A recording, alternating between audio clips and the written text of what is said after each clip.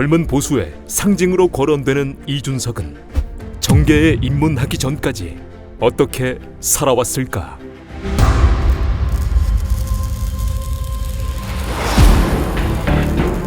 (1985년) 서울생인 이준석은 성장해 온국초등학교에 진학하지만 초등학교 시절 아버지의 해외 발령으로 인해 싱가폴과 인도네시아 등에서 잠시 생활했었고, 이후 월촌중학교로 진학해서는 치열하게 공부하며 서울과학고등학교로의 진학을 앞두게 된다.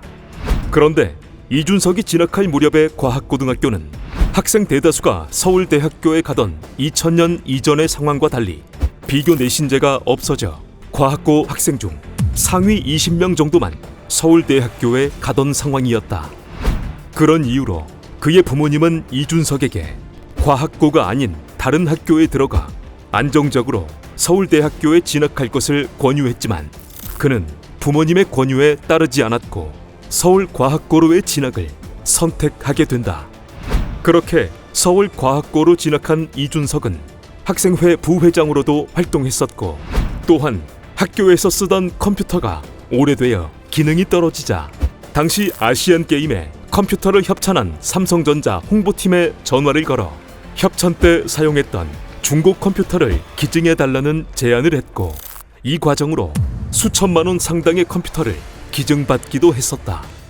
그리고 140여 명의 학생 중 40등 정도의 성적이었던 이준석은 제도상 수능을 잘 보아도 서울대학교에 진학하는 것이 불리하다는 것을 알게 되고, 2학년 초에는 카이스트의 입학 원서를, 또한 2학년 후반기에는 3개월 정도 유학 준비를 한 뒤 하버드 대학에도 자신의 스토리를 담은 입학 원서를 넣게 된다. 이듬해인 2003년 2월 서울과학고를 2년 만에 조기 졸업한 이준석은 한 달 뒤인 3월 카이스트에 합격해 진학하게 되지만 입학 3주 만에 카이스트를 그만두게 된다. 이유는 원서를 넣은 하버드 대학에 합격했기 때문이었다. 하버드 대학에 합격한 이준석은 같은 해 9월부터 하버드 생활을 앞두고 있었지만 그에게는 한 가지 고민이 있었다.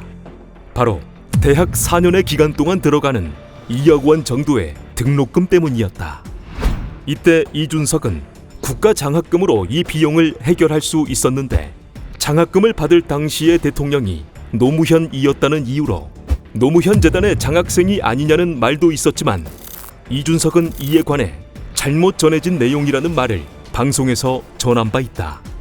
그렇게 이준석의 하버드 생활은 2003년부터 2007년까지 이어졌고, 과정에서 많은 것을 배웠겠지만 그가 스타트강 쇼라는 프로그램에서 언급했던 부분은 자신은 하버드에서 글쓰기와 토론하기, 대화하기 등을 익혔고, 특히 토론에서 지지 않는 법, 치열하게 경쟁하며 윈윈하는 법 등을 배웠다는 내용을 전했었다.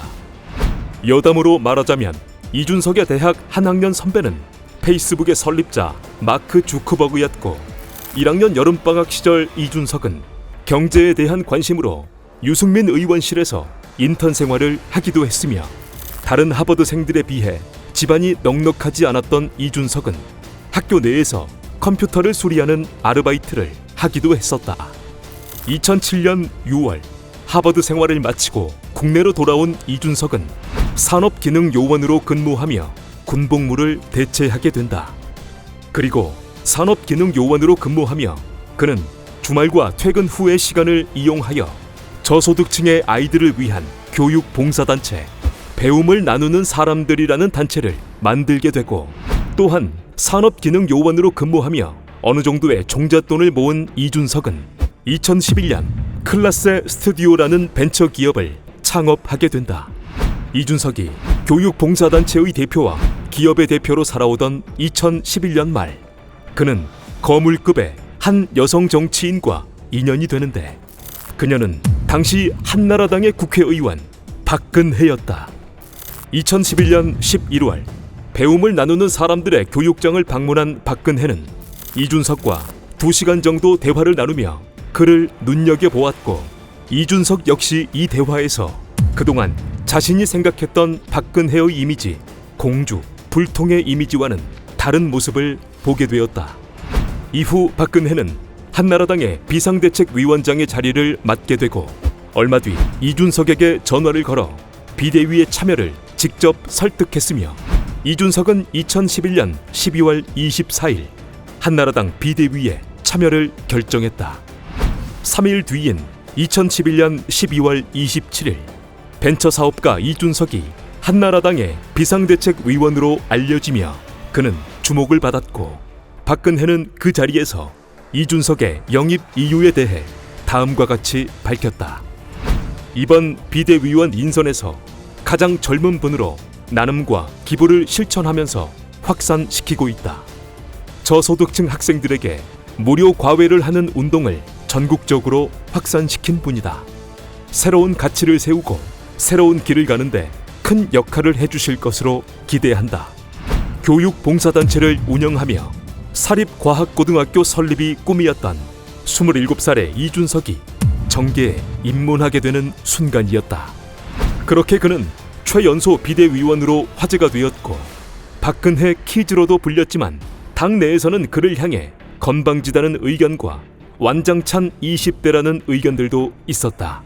그럼에도 그는 자신을 영입한 박근혜를 향해 정수장학회 등의 논란과 의혹을 해결하고 가야 한다는 쓴소리도 서슴지 않았고 당 쇄신 방안 회의에서는 국민 하시는데 듣는 국민은 아무런 감동이 없다는 말을 하기도 했으며 국민만 보고 가겠습니다라는 당 사무실에 있는 문구에 대해서는 교과서에 나오는 이야기 그만하시라는 등의 쓴소리를 쏟아내기도 했다. 그렇게 이준석은 2012년에 있었던 제19대 총선 즈음까지 비대위원으로 일하게 되었고 그가 비대위원으로 일하는 동안 한나라당은 새누리당으로 당명과 로고를 바꾸었다. 비대위원을 마친 이준석은 그간의 경험을 어린 놈이 정치를 일하는 책에 실었고 뒤로는 정계보다 TV 프로그램의 패널과 토론 등에서 남다른 토론 실력, 엄친아 이미지를 보이며 대중에게 인지도를 쌓게 되었다. 이후 이준석은 2년 정도 회사를 운영하다 2014년 한 차례 더 새누리당의 혁신위원장으로 활동했고 2016년 10월경부터 불거진 박근혜, 최순실 게이트에서는 새누리당 지도부 사퇴 촉구를 요구하는 단식을 하기도 했으며 박근혜 하야와 탄핵을 주장하다 2017년 새누리당을 탈당해 국정농단 사태 직후 창단된 바른정당으로 적을 옮겼다. 이후 그는 바른미래당과 새로운 보수당에 적을 두었고 2020년 새로운 보수당이 자유한국당과 합당함에 따라 그는 미래통합당에 이어 현재는 국민의힘에 적을 두고 있다. 과정에서 이준석은 서울 노원병 지역구 총선에 3차례 출마해 보았지만 2016년에는 안철수에게 밀렸고 2018년 재보궐선거, 2020년 총선에서는 김성환에게 밀려 출마한 국회의원 선거에서는 모두 낙선했다. 그리고 2021년 이준석은 세대 교체를 외치며 국민의힘 당권에 도전하고 있다.